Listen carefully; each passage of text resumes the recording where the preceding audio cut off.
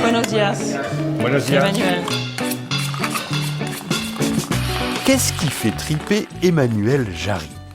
Dénicher de bonnes petites tables, en France ou à l'étranger, et passer le mot, ou plutôt des vidéos sur sa chaîne « C'est meilleur quand c'est bon ». Est-ce que c'est bon ? C'est ça la question. Ah, moi j'adore. Un des comptes les plus suivis du moment. Alors, dans ce podcast, on la suit nous aussi, sur les routes de Catalogne, entre Costa d'Aurada, terre de l'Èbre, Val d'Aran et terre de Lleida. La Catalogne a du bon.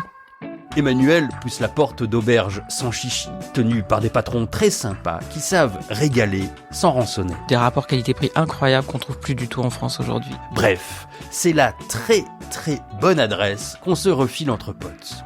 Mais au fait, pourquoi la Catalogne ? Eh bien, parce que la Catalogne a été désignée région mondiale de la gastronomie 2025 en raison de son engagement en faveur d'une cuisine locale et vivante.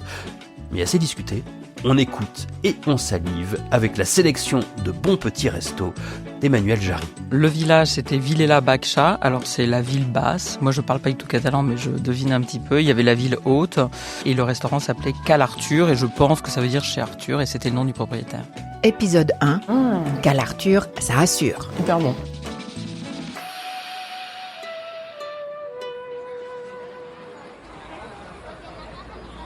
Quand on arrive à Barcelone, où il y a énormément de monde, ville très touristique, et à peine quelques kilomètres, enfin je sais pas, on était à 2 heures de route, et c'est le calme plat.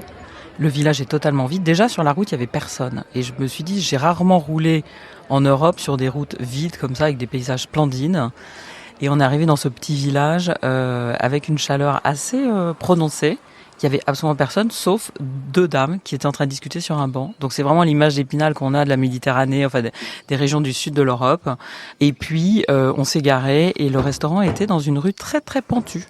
Donc on a monté cette rue et il y avait la devanture du restaurant qui ne se remarque à peine. Là aussi, ça, c'est, je trouve, une particularité des pays de la Méditerranée, et en particulier l'Espagne, Portugal et peut-être un peu l'Italie. Ça clignote pas, il n'y a pas des enseignes, voilà, c'est une petite maison, on rentre à l'intérieur. Et puis, il faisait très chaud et toutes les personnes attablées étaient à l'intérieur, on mange pas en terrasse. Et moi, j'ai trouvé ça assez agréable parce que c'est des vieilles maisons avec des murs épais et donc il y avait une fraîcheur tout de suite à l'intérieur, donc il y avait ce contraste très agréable. On est donc sur la Costa d'Aurada, à la Vilela Baïcha, un village tout en pente. On arrive un peu essoufflé, on pousse la porte. Tu peux nous décrire le resto Cal Arthur ? C'est des tables en bois avec des nappes en tissu et il y a une ambiance très traditionnelle de restaurant de campagne.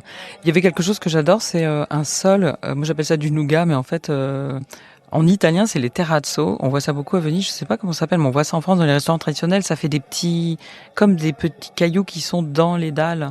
Un côté années 50, un peu. Voilà. Que moi, j'aime beaucoup. On n'est pas dans l'esbrouf. En fait, on est, dans quelque chose qui va peut-être se concentrer surtout sur les saveurs et plus que sur c'est pas à Vegas, quoi. Et d'ailleurs, le monsieur qui était à table d'à côté faisait des kilomètres, m'a-t-il dit, pour venir manger dans ce restaurant. C'est délicieux. Je suis d'accord. Et surtout, un immense sourire du fameux Arthur. Un peu surpris de voir la caméra tout de suite, parce que nous, quand on rentre, on filme immédiatement. Mais il était très accueillant et il y avait beaucoup d'habitués dans ce restaurant. Donc des couples, des amis entre eux. Et donc voilà, on s'est assis à cette table et on a commandé. C'était pas un menu écrit. En fait, il nous a un peu énoncé oralement ce qu'il y avait dans les plats du jour, quoi. Lapin rôti à la casserole avec des aubergines. Et ça, c'est cuisiné comment ? Las plantas en tomillo, romero y está cocinado con un poquito de vino rancio. Ah, très bien.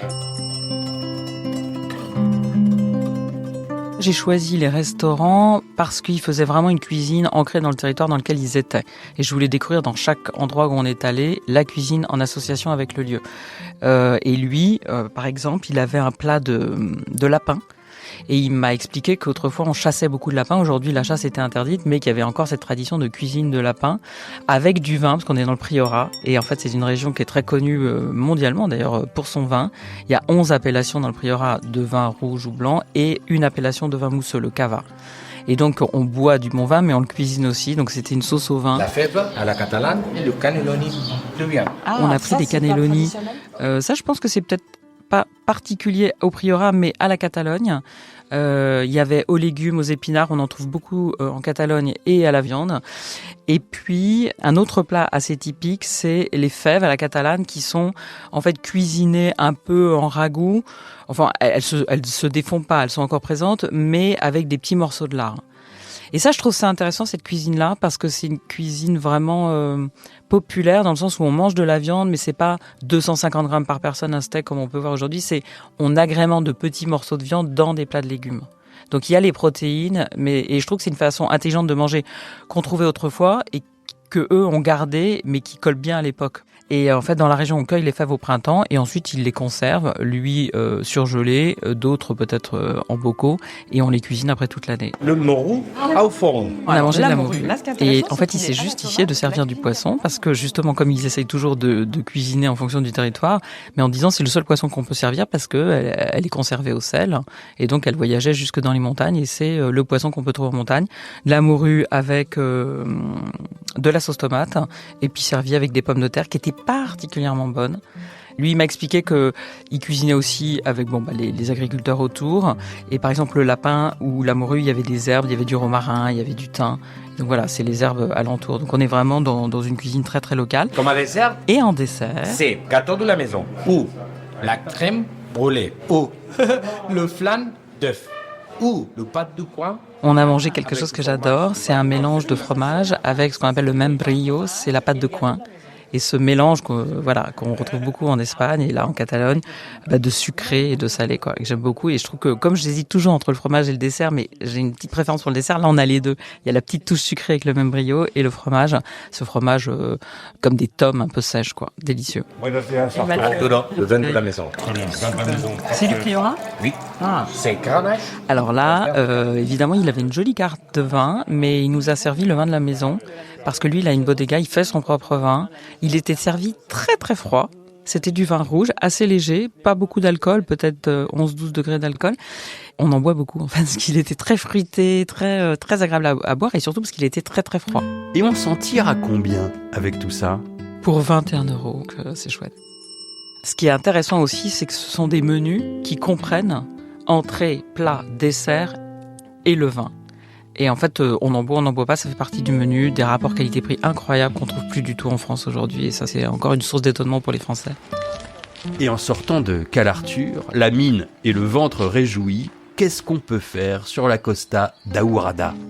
Alors, il y a quand même quelque chose de très particulier à ce territoire, c'est ce qu'on appelle les cathédrales du vin, qui sont en fait des caves à vin qui ont été construits dans les années 1915-1930 pour faire face à la crise du phylloxéra, où en fait les grands propriétaires se sont associés à des agriculteurs pour construire ces cathédrales qui ont été construites par des disciples de Gaudi et des grands architectes.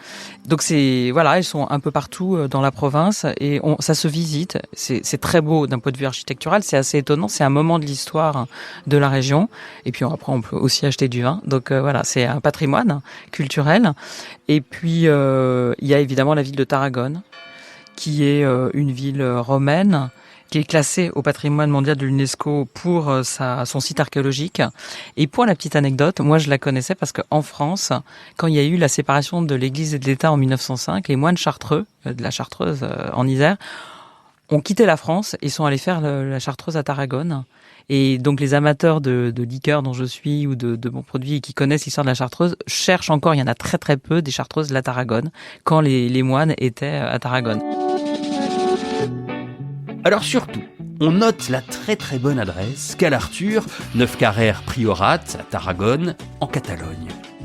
Dans le prochain épisode, direction les Terres de l'Ebre, tout au sud de la région, dans un petit resto de spécialité à base de riz, mais qui n'ont rien à voir avec la paella.